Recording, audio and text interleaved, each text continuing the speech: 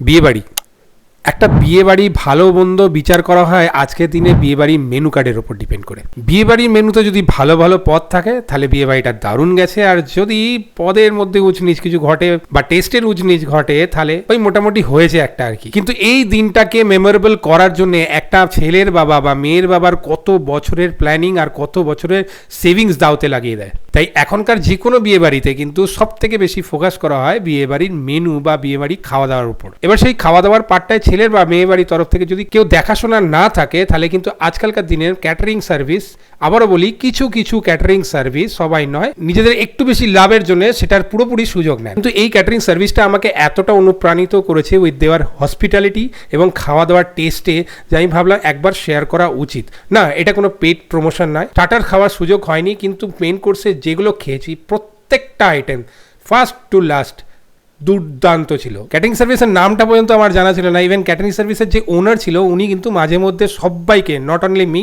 সবাইকে মাঝে মাঝে জিজ্ঞেস করে যাচ্ছেন খাবার দাবার মানটা ঠিক আছে নাকি। প্রথমে তো আমি ভাবলাম যে উনি ছেলের বাড়ির কেউ হবে, পরবর্তীকালে জানলাম না, উনি ক্যাটারিং সার্ভিসের ওনার। মেনু কার্ডের নিচে নাম আর ওনার ফোন নাম্বার আছে, তোমরা চাইলে যোগাযোগ করতে পারো। দেখো, ক্রিটিসাইজ না করে ভালোটাকে ভালো বলা উচিত। এই ভদ্রলোকের বিয়েতেই এসেছি।